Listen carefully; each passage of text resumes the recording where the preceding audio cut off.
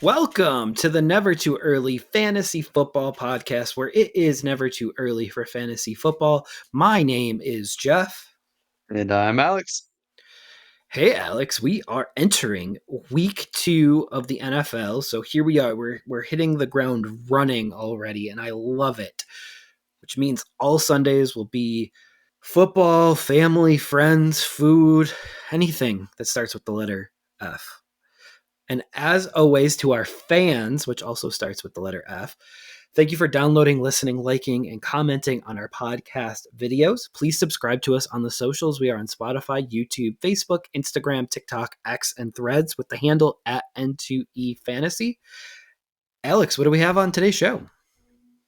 Today's episode, we are going to talk about your waiver wire drops and pickups, as well as we're going to run through the matchups for week 2 and kind of pinpoint on the players that we want to target and might want to start this week for the matchups. And we're also going to try to pick who we think is going to win each of these matchups as well. So we can just get started here. We're going to start with your drop candidates. And at the quarterback position, I think Ryan Tannehill is safe to drop right now. I don't think anyone's going to be scrambling to pick him up. Obviously, if you're in a 2 quarterback league, you have to hang on to him just because of the dearth at the position. You have to keep the quarterbacks that are playing. Running back, you can cut J.K. Dobbins. He is officially going to be out this season. Deion Jackson did not look good. Zach Moss is coming back. Eventually, hopefully, Jonathan Taylor comes back. So I think Deion Jackson is a safe cut, as well as Evan Hull, who got injured in this matchup. Antonio Gibson, maybe you might want to hang on to him a little bit longer, but if you need to pick someone else up, then he is okay to drop, as well as Elijah Mitchell and Rashad Penny for now. Those are players you might want to keep tabs on, but if you need to cut them, I think it's okay to cut them this week. Also, at the wide receiver spots, Kadarius Toney is a cut candidate. Alec Pierce, Chase Claypool, Van Jefferson, and in a pinch, if you need to, Treylon Burks could be a cut candidate. Tight end Mo Alley Cox, Isaiah Likely, and Greg Dulcich. Jeff, do you agree with those? Are there any of those you want to hang on to? Do you have any others in mind that you might want to cut? So obviously, Aaron Rodgers is a cut candidate as well, since we mentioned J.K. Yes. Dobbins, so that could give you a roster spot immediately. I'm probably going to hang on to Greg Dulcich until he comes back from his injury, or at least monitor him on the waiver wire if he's dropped, or if you want to drop him, because he's a player that could contribute down the stretch. I like his talent, so we'll see what happens with him. But as far as this goes here, this is a pretty good list. Penny is another person that I would monitor. He could have just been inactive week 1 for game plan purposes, but maybe he's a player that they plan on using a little bit more going into later into the season. Evan Hull did get injured, but Deion Jackson looked terrible. It's a good lesson that volume isn't everything in football. Yep. And I think the Colts need to scramble to potentially bring in another back. Hopefully, they bring in someone like Kareem Hunt. But since he's on the free agency wire in real life, he's not going to be an ad right now. So we'll talk about our ads right now at the quarterback position. Brock Purdy is someone you want to bring in. Jordan Love is someone you potentially want to bring in as well. And running back, Kyron Williams, Kenneth Gainwell, Josh Kelly, Gus Edwards. And if you can't get Gus Edwards, maybe Justice Hill. Tyler Algier, if he's still out there and not on someone's roster, go ahead and pick him up, as well as Tyjae Spears, Roshan Johnson. And for you really, really deep leaguers, Tariq Cohen is now on the Panthers, and he might be someone to monitor, and potentially he might get playing time. Although, as Jeff and I talked about offline, he's probably a return guy first thing out the gate. Wide receiver wise, Puka Nakua and Tutu Atwell, both with the Rams, are guys that are going to be priorities for the wide receiver position. Robert Woods and Allen Robinson round out the wide receiver list for now. Tight end wise, I think Hunter Henry is the number one option with the Patriots. So I think he's someone you might want to add if you don't have anyone or you're dealing with tight end injuries. Hayden Hurst, Jeff and I have liked Hayden Hurst in the offseason, and he looks like the safety blanket for Bryce Young. So I think he's a good pickup, as well as Luke Musgrave with Green Bay. Jeff, any of these guys that you differ on, or anyone else you want to add? There's a league where I'm going to be targeting like we're going to be needing quarterback replacements, and I do agree with both of your quarterback replacements. I do believe Mac Jones is another one that I'm actually targeting in a league right now. But as far as running backs go, Josh Kelly is huge this week. He could get the start. I do believe that Melvin Gordon could be the lead ball carrier for the Ravens. And I don't know if you noticed, but they didn't have him on the week one roster. And I don't know if you remember probably 6 or 7 years ago where they cut Justin Forsett and they brought him back after week one. And Justin Forsett was supposed to be the number one back in Baltimore. There is a clause in everyone's contract that if they're not on the week one roster, then their salary is not guaranteed for the entire year. So that's why you see some people coming back after the week one is completed, and Melvin Gordon is one of them, added to the 53-man roster. So his salary is not fully guaranteed for the year, so he's week by week. Yeah, an interesting little tidbit there, and it's a very Ravens move because they've done it before as well. Hey, so let's look at the week two matchups. And I think we'll start here with the Vikings at the Eagles. Both of these teams kind of struggle a little bit week one. Jeff, who are the guys in this game that you may think about starting this week? And how do you think this matchup's going to go? Oh, so as always, start all of your top picks. So anybody that was drafted in the first 3 or 4 rounds, just start them no matter what. Don't really him and haw, especially week two, unless they were a complete disappointment.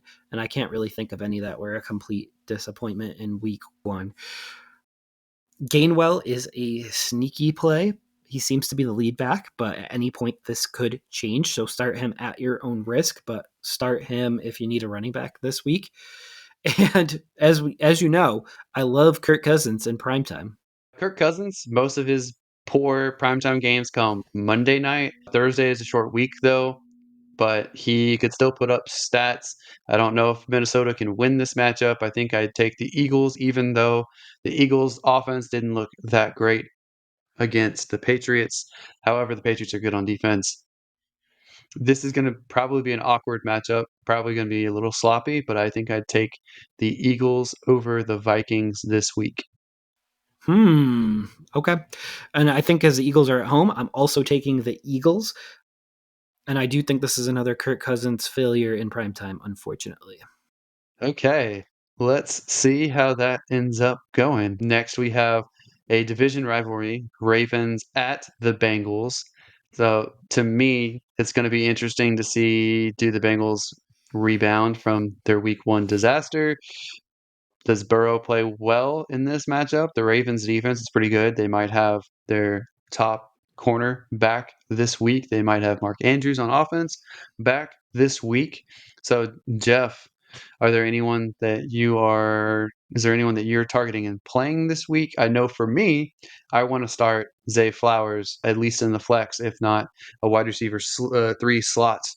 So, is there anyone in this one that you're excited to start this week? I mean, I'm hoping Mark Andrews is back because the tight end position needs a pick me up.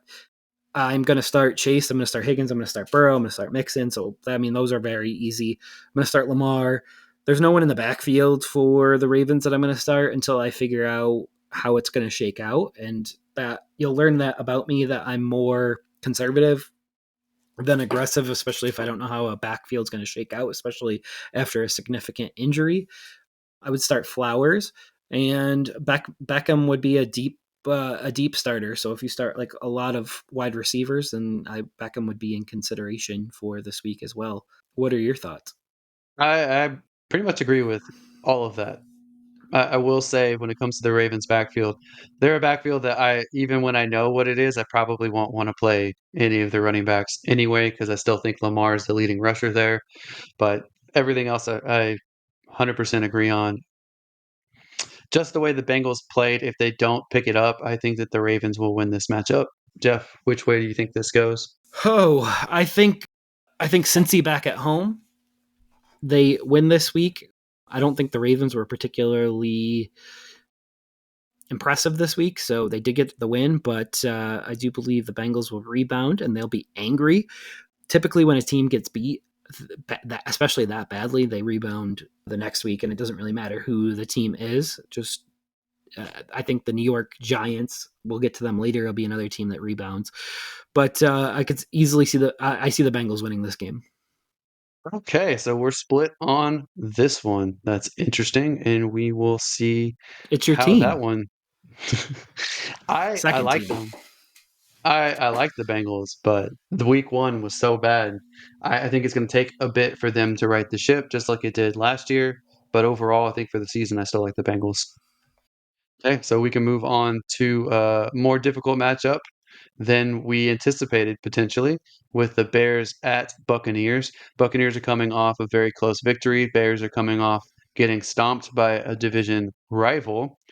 It's going to be interesting to see how this plays out. I think you still have to play Justin Fields. I don't think that you can bench him at this point, and he's still going to be fantasy relevant as far as the receiving options go here. I think you have to still put out DJ Moore. I know he didn't impress week one. He did go against one of the top 5 corners in the league. So I think that this matchup should be a little bit better for him. I think that they should make adjustments to throw more down the field. Outside of that, Khalil Herbert as a flex play, maybe an RB2 if you really, really need it. There's not much on the Bucs side that I would be excited about other than maybe Mike Evans, other than Godwin. The running back spot, I'm not excited about any of these guys. You might have to start White and hope that he has a better second game. But Jeff, what do you think about this matchup? I think that this could be an interesting matchup that could go either way, but I do believe that the Buccaneers have a little bit of momentum after the first game, and now they're at home. And I do believe Florida this time of year is still very, very hot. So I think that could have an impact on this game. And I do believe that the Buccaneers will pull out a victory. As far as the Buccaneers, I'm probably only starting Godwin, maybe Evans. And as far as the Bears, as you mentioned, Fields was drafted as a starter, so you have to continue to start him. I'm probably not starting anyone in the backfield until I see like a solid performance out of one of the backs. And then, as you mentioned, unfortunately, we still have to start DJ Moore because we spent so much draft capital on him that we just have to start him until the wheels fall off, basically. But I do have the Buccaneers winning this game. And I think right now, like readjusting, I think it's a 50-50 matchup. So it really can go either way. It's hard for me to pick one over the other. Buccaneers definitely coming in with the momentum, and they're playing at home. So I might have to lean Bucks this one. They might start 2-0 off the season, which would be a surprise to everyone, I think, right now. I think though that there is a so I think there's a potential for this game where the Bears come out and they play angry and they win this game, and the Buccaneers are kind of riding the high from last week that they kind of get caught with their pants down a bit. So just something to be on the lookout for this matchup. But I'm going with the Buccaneers. They showed me more last week. The Bears need to show me first before I can start picking them and feeling good about them. Okay, so let's move on to a matchup with two teams we couldn't be more opposite on, and that would be the Packers at the Atlanta Falcons. So I think that Packers wise, I'm not sure if Aaron Jones is going to play. If he does play, you almost have to play him, even if he's playing a little bit hurt. Jordan Love is someone that we've talked about just recently, earlier in the podcast, that he is a potential ad for you guys. So if you need a quarterback, he's someone that you should be able to start this week, and he shouldn't be terrible. I doubt he'll light it up, but he shouldn't be bad for you. I think that Musgrave is someone that is startable at the tight end position. I think Dobbs and if he's healthy, Christian Watson are people that you have to start at least as wide receiver threes or flex play. On the Falcons side, I think that Ritter's still not someone that you could start unless he's in a 2 quarterback league and you need a second quarterback or a super flex. I think you start Algier and Robinson both. I don't think you can play Drake London, especially since he's going against Jari Alexander at corner. So maybe Pitts if you need a tight end as well. Jeff, how do you feel about this matchup? To me, it's in Atlanta. They're both 1-0. I think this is another close game, and I think it's tough to call this one. I may want to lean Green Bay in this one, but I think it's pretty close to even. So I think Green Bay is going to win the game. We'll start off with that. I'm going to start Jordan Love because the Falcons defense doesn't scare me. And to be honest, we're going to need to be able to start quarterbacks that aren't not named Aaron Rodgers. So hopefully I get my waiver claims in the team in the leagues where I owned Aaron Rodgers. So I did claim Love in one of those leagues. Aaron Jones must start if he's healthy and playing. AJ Dillon's probably a flex play if Aaron Jones doesn't play. Otherwise, he needs to ride the bench. So I would start Romeo Dobbs because I believe in that chemistry and what's been built between the two of them, Love and Dobbs. Watson's an interesting player that I don't believe will play this week, so I would definitely leave him on the bench. And I probably would leave him on the bench until he makes it through an entire game at this point. Because let's be honest, we probably don't need him to start at this point because we already aren't starting him. Bijan, Algier need to be started, and then nothing probably for the pass game of the Falcons. Like you can start Pitts on and off thing, but I feel like London might end up being a wasted pick this year with Ritter. Certainly not going to start off very well at a minimum. Yep. Okay, let's move on to a game that's probably not going to be super fun to watch, and that's Colts at Texans. Both of these teams aren't exactly great. I think that you have to start Anthony Richardson if you have him. There's not a running back that I would start for the Colts. You have to start Michael Pittman, and that's pretty much it. So it's Anthony Richardson and Michael Pittman on the Colts side. On the Texans side, I think you still have to start Damian Pierce. I think that you can start Nico Collins. You can start Robert Woods. You can start Schultz if you need a tight end and you don't have a better one on your roster. So that is it for me. I think that the Texans have the edge on this one, but I don't think it's a given. Yeah, I mean, it's going to depend on a little bit of the health of Anthony Richardson. He's probably worth a start in this game. Jeez. Obviously, I'm going to start Damian Pierce, although and hopefully he'll have a bounce back from week one. I would start none of the Colts running backs. I would start Michael Pittman probably because I do think that he's going to be the safety blanket for Richardson this year. And that's actually a really big positive. And I think that the this game will be pretty evenly matched. If they played last week, I probably would have went the Colts, but I'm going to go the Texans in this game. All right. Okay, so we can move on to the next matchup, which is a little bit harder to decipher who you should start in some regards, and that is Kansas City at Jacksonville. I think clearly you have to start both quarterbacks, Patrick Mahomes and Trevor Lawrence. Whew, you definitely start Travis Etienne. You definitely start Calvin Ridley. Zay Jones could be a flex play for you guys. Ingram is someone you can start at the tight end position. Man, do you start Christian Kirk this week? I think that if you have a deep wide receiver roster, you don't have to start him this week. If you don't have many wide receivers to choose from, I think you have to still give him a second chance this week. They should be passing a lot against the Chiefs, so hopefully he gets the volume on this go on the Chiefs side. You still got to throw Isaiah Pacheco out there if you don't have better running back options. I think he's the running back you have to give the edge to. Wide receiver wise, man, it's just a dart throw. If you absolutely have to pick someone on here, whew, I think I'd still go Sky Moore, honestly, and you might be able to get away with Rasheed Rice, but you might be able to get away with MVS if you have to. But that's how I would lean in this one. Yeah, absolutely. So I'm starting all of the Jaguars, the important ones, as you said, Lawrence, ETN, Ridley.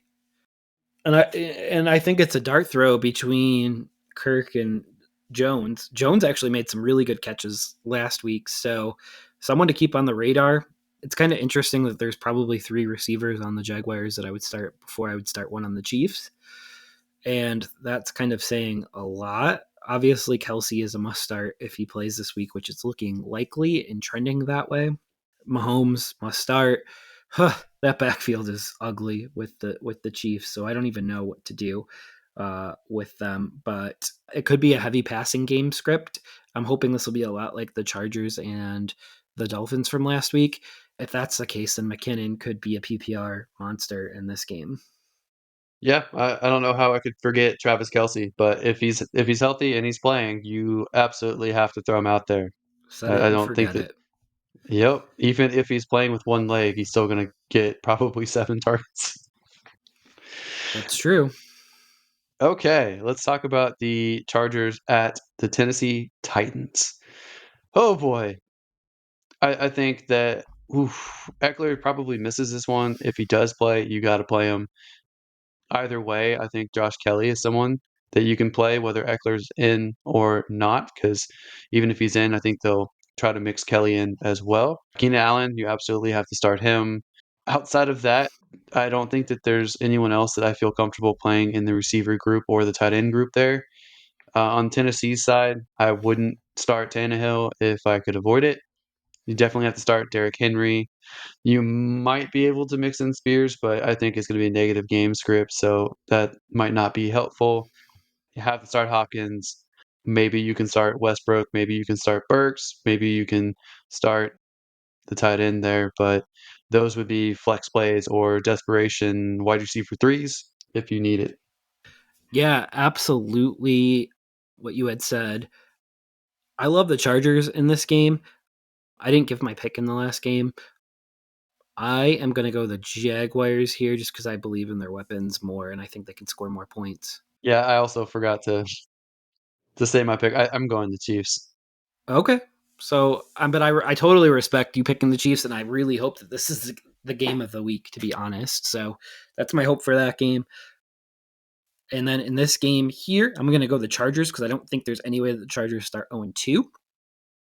And I expect this game could be a lower scoring game, which would favor Josh Kelly and Austin Eckler if he's able to go. We'll see here. The Chargers could run away with this game, so that's something that's a possibility on the table for this game. Hopkins is a target monster and could be a junk time scoring leader. Spears could be that as well, but I do expect Henry to be fed early and often in this game. So I mean, you obviously got to start Henry. Hopkins. Yeah, I think both of these teams have good run defenses and not so great pass defenses, at least from their week one stat sheet. So you might get away with starting the receiving options out here for this matchup if you really need to. Hopkins must start, Allen must start. Outside of that, you might be able to get away with using one of these other guys in the flex or as a desperation wide receiver three, because hopefully there's a lot of in the air yards this week. Eckler, since he's so versatile, if he's playing, then it doesn't matter because he's going to get receptions too. Kelly looks like he might be able to maybe get some catches in the backfield if he's a starter. Henry is almost matchup proof no matter who he's going against. He's shown he can also catch the ball as well in a limited capacity. And he is such a physical running back that he plows over guys. He's going to get maybe a big player too, even against a top running defense. So, yep, that's pretty much it. Agreed. All right. So we got the next matchup here, which is the Raiders at the Bills. Do you think the Bills start 0-2? I don't think that the Raiders are going to win this one. I think that the Bills bounce back, and I think that you have to start Diggs every single week, no matter what. You have to start Allen every week unless he strings multiple bad games in a row, which I don't think is going to happen. You have to, in my opinion, you have to start James Cook every week as well. In a spot start, if you need a tight end, you can play either one of the Bills tight ends at this point. Those are the ones that I am more sure about. But when it comes to the Raiders, you have to start Devontae Adams. I seriously doubt that Jacoby Myers is going to play. Renfro might be a sneaky pick if he's active on week 2. So I don't think that Garoppolo, despite his week 1 performance, is someone you have to start unless you're in a 2 quarterback league. All right. So I hope Jacoby Myers can play in this game because he was actually really good in the first game with Jimmy Garoppolo, and I shouldn't be too surprised about that. It does seem like he's going to feed Myers and Adams, which is music to at least Adams owners' ears because I don't think anyone anticipated this with Jacoby Myers. Start Josh Jacobs. Again, what you said, James Cook's probably a start. Would you say James Cook right now is an RB2 or more of a flex play? I'd say he's an RB2 just based on Okay. how much he dominated the backfield. No, I accept that. I was just trying to gauge what other people thought about him. And then just Diggs. Just Diggs. I wouldn't even start either tight end right now.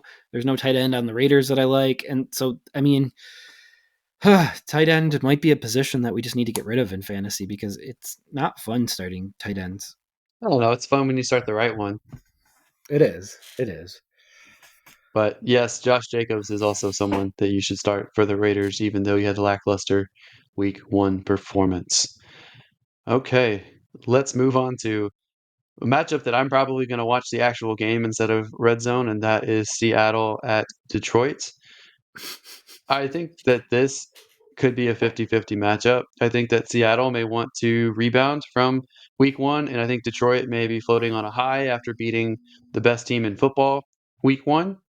So, oh man, it's an away game. It's in Detroit. Detroit's got all the positivity with their fan base right now. I think I'd lean Detroit though in this matchup. I think that both quarterbacks, Jared Goff and Geno Smith, are usable unless you have a quarterback on your roster that's better. Running backs, I think that Walker and Montgomery and Gibbs are all startable this week. Charbonnet might be a flex play for you guys out there, but I wouldn't feel comfortable with him as an RB1 or RB2 yet. So Amon-Ra St. Brown, DK Metcalf, Tyler Lockett, I would still start those 3 at the wide receiver spot. Reynolds, Jackson Smith, and Jigba might be flex plays. Sam Laporta, though, I would definitely feel comfortable starting at tight end unless you have a top 5 or 6 tight end on your roster. No, I like Laporta as well. I am going the Lions in this game. You would definitely start Goff. The Seahawks really need to rebound in this game because if they don't, this season could get away from them really quickly. This is going to be a harder game for them because they do have to travel to the East Coast pretty much. And this is what I was talking about a lot this offseason was that they have the 30,000 miles that they travel this year, which is by far the most of any team. So, and they lost their week 1 matchup, which was a home game. So I know that you're much higher on the Seahawks than I am, but I do believe this is the Lions game. But this is a game where you have like a lot of love for both teams. It was probably a hard game for you to pick. It's like It picking is a a hard child. it is a hard game for me to pick. Detroit, though, is a team that I put money on this year to win the NFC. So I think I am going to roll with that. And that's not the regular season standings. That's win the NFC in the playoffs. I don't think that they'll finish first or anything in the NFC on the regular season standings. But I like the team a lot. I also like Seattle, but I think Detroit's the better team. Absolutely. So the next matchup that we have is the Giants at the Cardinals. I am probably not starting anyone from the Arizona Cardinals. The New York Giants, I would be comfortable starting Daniel Jones, Saquon Barkley, Darren Waller, and I walk back the Cardinals one a little bit here because I probably would still start James Conner and Zach Ertz if I'm in a pinch because Zach Ertz did return from the ACL tear and hopefully he'll be able to contribute more and more. But back to the Giants, I don't believe any receiver is worth starting yet until we see something from one of the receivers. But yeah, what are your thoughts on this? And then we'll pick the winner of the game. So from the Cardinals, I will start James Conner. I will start Zach Ertz if I don't have a better tight end option. I may put Marquise Brown or Moore in at flex. They both did get some rushing attempts. They were the best rushers behind James Conner on this team. as well as being wide receivers. So I think that they could potentially have a better match this week against the Giants.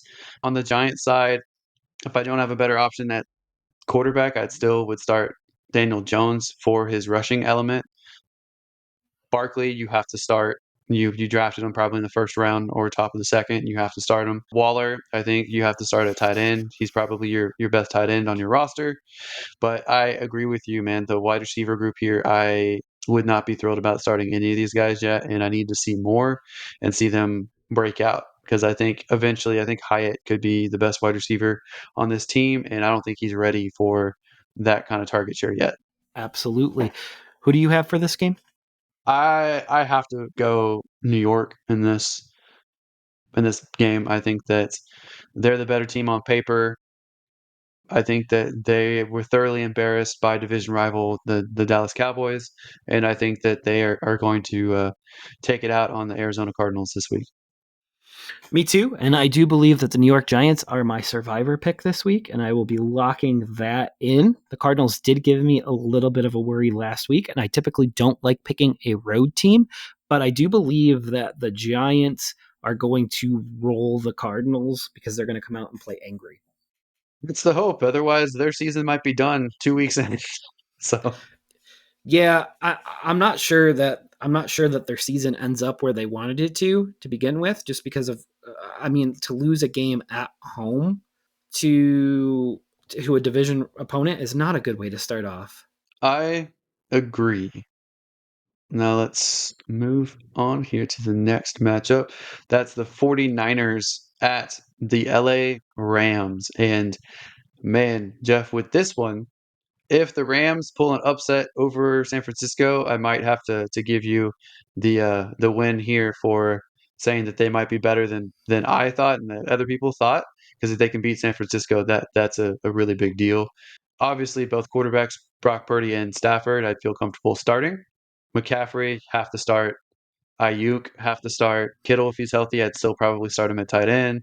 Debo Samuel, I'd probably start wide receiver 2 or 3 or flex. I would probably put Kyron Williams or Akers in at flex at this point. I don't feel comfortable at either RB1 or RB2 for my team. Tutu Atwell and especially Puka Nakua, I would feel very comfortable starting them this week at a wide receiver spot and even flex. Higby, maybe I'd start at tight end because I know tight end's pretty thin right now. So, Mr. Jeffrey, how do you feel about this matchup? Whew, I got the Niners winning this matchup just because they looked so good last week. But in all honesty, what might happen is the Steelers may not be as good as we thought they were. So there's a lot of false prophets early on, and we won't know them until a little bit later into the season here. But I do think the Rams will give the Niners a good game. I'm definitely 100% on board with you. I am starting Puka for sure, and you know how much I love Puka. He's going to be a great asset, hopefully to fantasy teams this year. But fifth round rookie, getting that many targets and actually converting on them and gaining the trust of Matthew Stafford, that is just so huge. Yep. I will also take the 49ers in this matchup because I don't know if the Rams can repeat their success from week one into such a tough matchup. So I have to take the 49ers in this one, but I will have to revisit the Rams if they somehow pull off a win in this one. Absolutely, and I think I can't wait to see your face next week if the Rams do somehow pull this off. Oh, I don't dislike Stafford. I really like Stafford, but I've always been concerned the past couple years now that his arm is failing. But he did well week one, and hopefully they can fix their run game so that he doesn't have to throw as much and can stay healthy. Absolutely. Okay, let's move on to the defensive slugfest with the Jets at the Cowboys. To me, these are the top two defenses in the league. And I think that the offenses are kind of similar at this point, where they have one really elite wide receiver each. And I think that man, you still have to start these guys even though you don't feel great about the matchup. You still have to start CeeDee Lamb. You still have to start Wilson as well for the Jets. Pollard and Hall, you both have to start them. Dalvin Cook could be a flex play. I don't feel comfortable with him necessarily being in your starting lineup for the running back spot. But outside of that, I don't know about either of the tight end group here, and I don't think that they have a backup, another guy to play. And I don't want to start either of these quarterbacks. You might be higher on Prescott than me, but this is a really tough matchup. So, what's your Yeah, take on this could this? be that defensive battle that that everyone doesn't want anymore. But this might be the defensive battle between the Cowboys and the Jets. Both of their defenses really showed up at MetLife over the this past weekend. Which is, I was just looking at the matchup that it's at Dallas. It would be interesting if that matchup was in New York. Then the Cowboys could have just stayed in New York all week, and the Jets could have stayed in New York all week, which would have been pretty ideal. But I do think the Cowboys have the much better quarterback going into this game, so I will stick with the Cowboys winning this game now. Yeah, I think you almost have to lean Cowboys either way at this point. But man, I will be rooting for the Jets. You I love the think the Cowboys Cowboys, Cowboys probably win, but I really want the Jets to win instead. man. So I'm probably going to start Lamb, but I'm probably going to bench Cooks in every league that I have Cooks if possible, because I just don't see it being a week where there's going to be a ton of passing. Or maybe there's a lot of passing, but not a lot of scoring. Not a good lot of good passing, I should say. Oh, I mean, it might be a week to start kickers. Both of these kickers. We haven't talked about those. Greg the leg. Greg the Leg and Aubrey over there with the Cowboys. I have no idea who Aubrey is yet. He's just a Not kicker yet. on a good team. That's about it. Oh, this next matchup, the Washington Commanders at Denver, might not be that fun of a game either. Both these teams have their flaws. Both these teams have good defenses. Whew, I think I'll go Denver with this matchup, and I think quarterback wise, I wouldn't start those guys either one Wilson or Howe unless I'm in a two quarterback league or super flex. I would start both starting running backs, Williams and Robinson. Man, wide receiver wise, whew, I hope that Terry's better this week. I would probably start Terry and Dotson as like wide receiver threes or flexes. Sutton, Yeah. maybe a flex, but I wouldn't feel comfortable with him as a full out wide receiver this week. Yeah, I need to almost see it first, but yeah, I would try to leave McLaurin and Dotson on the bench. Jeez, I probably would start Brian Robinson. I probably would have no problem with starting Brian Robinson in this game. I probably have no problem with starting Javante Williams in this game. But any of the Broncos receivers, pretty disgusting. Troutman, maybe if you are desperate at tight end. Logan Thomas, maybe if you were desperate at tight end. But neither one of these quarterbacks are exciting. So, and that's kind of why you're not going to start the receivers or tight ends unless you're desperate. But give me the Broncos winning this game in Denver at Mile High. I think they'll come out a little bit angrier this game, and I think Washington barely escaped with the by the skin of their teeth with against the Cardinals. Yeah, you basically have to go with Denver at this point. So I agree with the Denver pick. Hopefully, Sean Payton can show a little bit more of his supposed genius with this matchup and alleviate some Broncos fans' concerns with a victory here. Absolutely. So let's move on to the Dolphins at the Patriots. We have a divisional matchup here on Sunday Night Football, and I will start off by saying the Dolphins are definitely going to win this game. There's no question in my mind here. Tyreek, Tua, Waddle, all must starts. Mostert's probably a must start because there really isn't anything in that backfield unless A Chain is going to be active. And then as far as the Patriots go for me, Mac Jones in a pinch because I do think he's going to have to throw this a lot. Hunter Henry in a pinch. And probably not starting any of their wide receivers. And then Ramondre Stevenson for sure, I would start. What about you? So I think that Tua, Hill, and Waddle are must starts. Running back wise, I think Mostert's probably a flex, maybe RB2. If A-Chain's in, you might throw a dart and put him at flex. I think on New England side, I think Stevenson is a must start. I think Hunter Henry is a must start at tight end because there's not many tight ends at this point that's going to put up more fantasy relevance than him, unless you have like a Hawkinson or you have like a better tight end option on your team. I think Henry, you got to put in. Elliott, maybe a flex play. I don't think Miami's run defense is that great. I think that this is going to be a closer game than people think. New England, with Bill Belichick at the helm, are very good about taking away your best option and making it really hard for offenses. So Hill will not have a 200-yard game this week.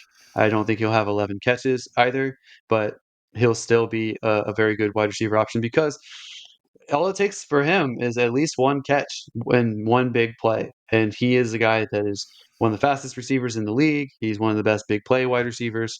So you can't take him out of your lineup, even if you knew that Belichick would blanket him out. So that's really my takeaways there. Mac Jones, you might be able to get away with starting if you need to, but I don't think he would start for me unless I'm in a 2 quarterback league. Whew, yeah, that's a good point. That's a good point. There is going to be a lot of people with Aaron Rodgers that are scrambling this week, though. So we'll see what happens there. And anything else on this game before we move on to the double header of Monday night? No, I think that's all I got for this one. So let's talk about New Orleans and Carolina, Jeff.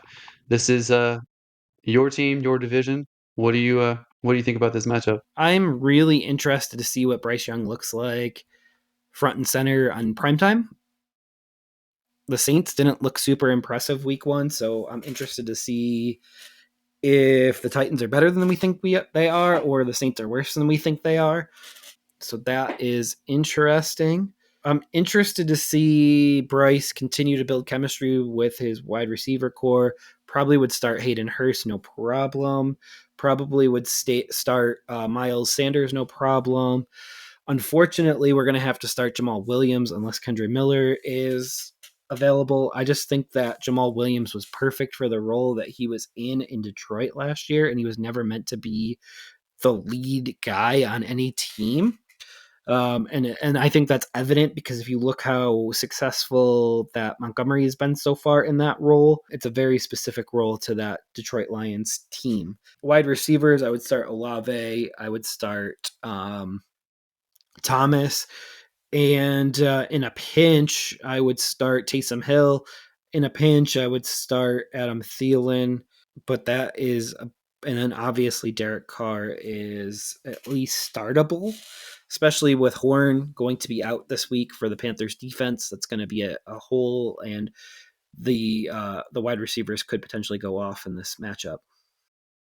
Okay, so I would potentially start Derek Carr if I didn't have a better quarterback option. I would feel like I had to put Jamal Williams in at running back or at flex. I would start Olave, Michael Thomas, and Shaheed at flex. I would start Olave and Thomas at the wide receiver spot. I feel comfortable with them there, but Shaheed at flex for me. Or if you have a wide receiver 3 spot that you need someone in, I would feel comfortable putting them in there. For the Panthers, I wouldn't start Bryce Young unless I had to. I would put in Sanders, potentially Hubbard at flex, Hurst at tight end.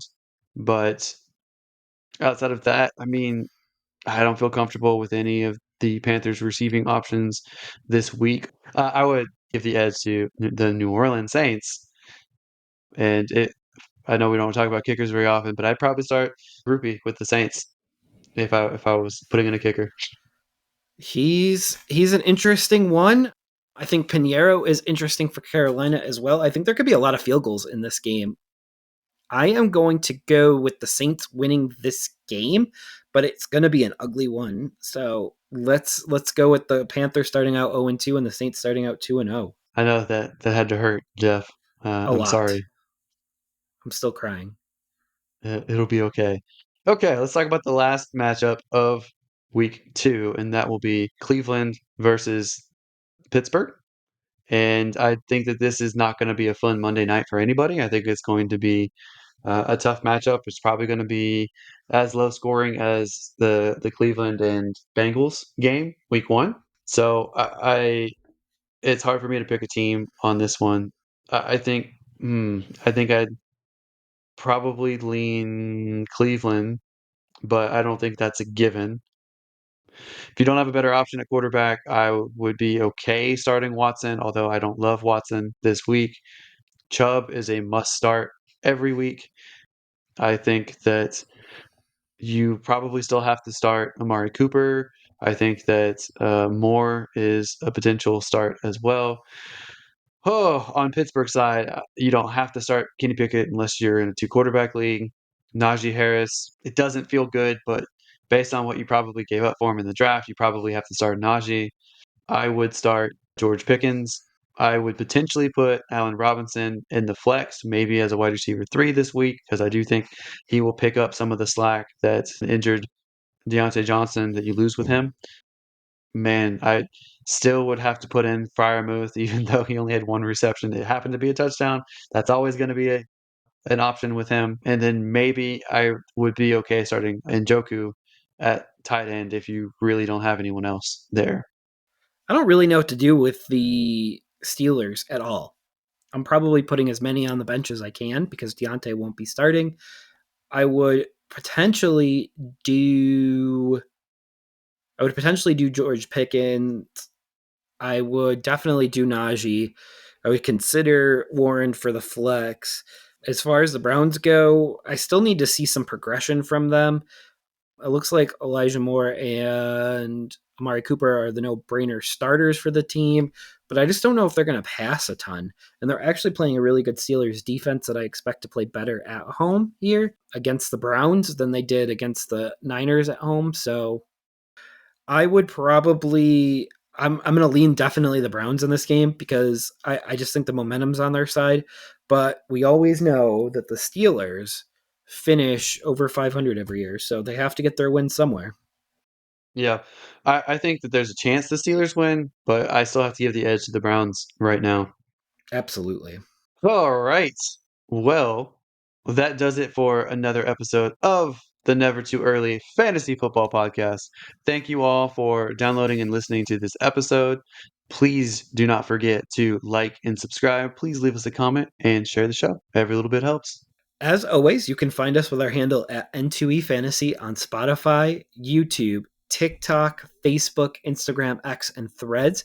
Please give us a follow. Until next time, take care of yourselves, and remember, it's truly never too early for fantasy football. Thank you again. Bye, everybody.